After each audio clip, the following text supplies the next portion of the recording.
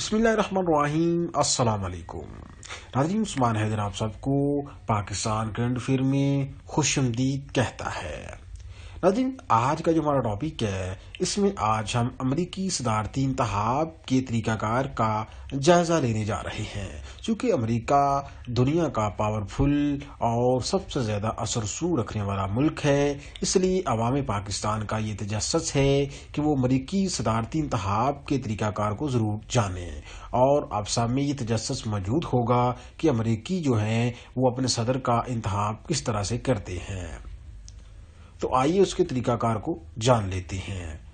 امریکی صدر کے انتخاب میں جو بنیادی کردار ہوتا ہے وہ الیکٹورل کالج کا ہوتا ہے۔ سادہ طریقہ کار میں اگر میں آپ کو بتاؤں تو عوام الیکٹرز کو منتخب کرتے ہیں، اور پھر وہ الیکٹرز جو ہوتے ہیں وہ صدر کو منتخب کرتے ہیں۔ امریکی صدارتی انتخاب میں یہ سب سے اہم اور پیچیدہ ادارہ جو ہوتا ہے وہ الیکٹورل کالج ہے۔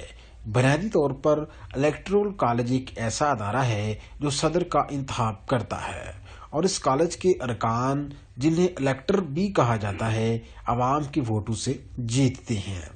یعنی جب امریکی عوام صدارتی انتخاب میں ووٹ ڈالنے جاتے ہیں تو دراصل وہ ایسے افراد کے لیے ووٹ ڈال رہے ہوتے ہیں جو مل کر الیکٹورل کالج بناتے ہیں، اور ان کا کام ملک کے صدر اور نائب صدر کو چننا ہوتا ہے۔ امریکہ میں صدارتی انتخاب ہر 4 سال کے بعد نومبر کے پہلے ہفتے میں ہوتا ہے، اور عوام نومبر میں الیکٹرز کا انتخاب کرتے ہیں، اور پھر یہ الیکٹرز منتخب ہونے کے بعد دسمبر کے مہینے میں اپنی اپنی ریاست میں ایک جگہ اکٹھے ہو کر صدر کے لیے چناؤ کرتے ہیں۔ اب ایک بنیادی سوال ہے کہ یہ الیکٹورل کالج دراصل ہے کیا، اور یہ کیسے کام کرتا ہے؟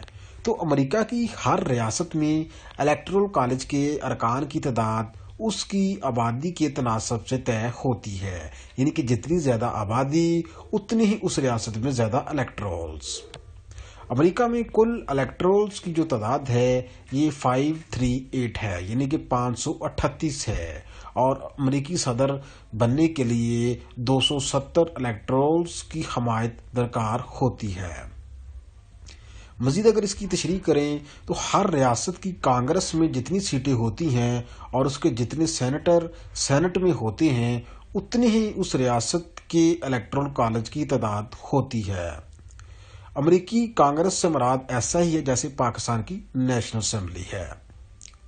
فار ایگزامپل، اگر کسی ریاست کی امریکی کانگریس میں 10 سیٹیں ہیں اور اس کی امریکی سینٹ میں 2 سیٹیں ہیں تو اس ریاست سے الیکٹورل کالج کی تعداد بن جائے گی 12۔ اور امریکہ میں ریاست کیلیفورنیا ایک ایسی ریاست ہے کہ جہاں سب سے زیادہ 55 الیکٹرز موجود ہیں، جبکہ سب سے کم آبادی والی جو ریاستیں ہیں جن میں الاسکا یا شمالی ڈاکوٹا ہے ان میں الیکٹرز کی تعداد 3 ہے، اور امریکہ کا صدر بننے کے لیے کسی بھی امیدوار کو 538 میں سے 270 یا اس سے زیادہ الیکٹرز کی حمایت درکار ہوتی ہے۔ اب یہ سوال ضرور پیدا ہوتا ہے کہ کیا آپ عوامی ووٹ کی اکثریت حاصل کر کے بھی صدارت سے محروم رہ سکتے ہیں؟ تو جی ہاں، ایسا امریکہ میں ممکن ہے، کیونکہ کوئی امیدوار قومی سطح پر ووٹرز میں سب سے زیادہ مقبول رہا ہو لیکن وہ صدر بننے کے لیے درکار 270 الیکٹرل ووٹ حاصل نہ کر سکا ہو تو وہ امریکی صدر نہیں بن سکتا۔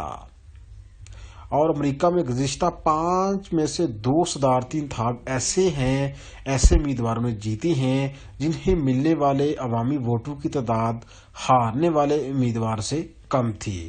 فار ایگزامپل، 2016 میں امریکی صدر ڈونلڈ ٹرمپ نے ہیلری کلنٹن سے 30 لاکھ ووٹ کم حاصل کیے تھے، لیکن اس کے باوجود وہ صدر بنے کیونکہ انہوں نے الیکٹورل کالج میں اکثریت حاصل کی تھی۔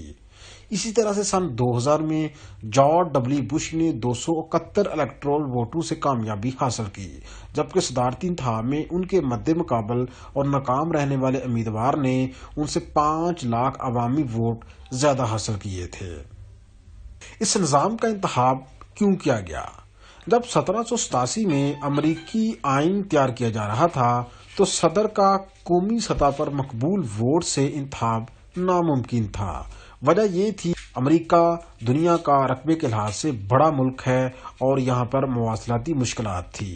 اب آہی سوال کہ اگر کسی امیدوار کو اکثریت نہ ملے تو کیا ہوتا ہے؟ تو ایسی صورتحال میں ایوانی نمائندگان صدر کے انتخاب کے لیے ووٹ ڈالتا ہے۔ ایسا صرف ایک مرتبہ امریکہ میں ہوا ہے جب 1824 میں الیکٹرل ووٹ 4 امیدواروں کے درمیان تقسیم ہوئے اور کسی امیدوار کو اکثریت نہ مل سکی۔ اب جبکہ امریکی سیاست میں 2 جماعتوں کا بول بالا ہے، ایسا دوبارہ ہونا ممکن نظر نہیں آتا، اور جو 2 جماعتیں ہیں وہ ایک ریپبلکن ہے اور دوسری ڈیموکریٹ ہے۔ خدا حافظ۔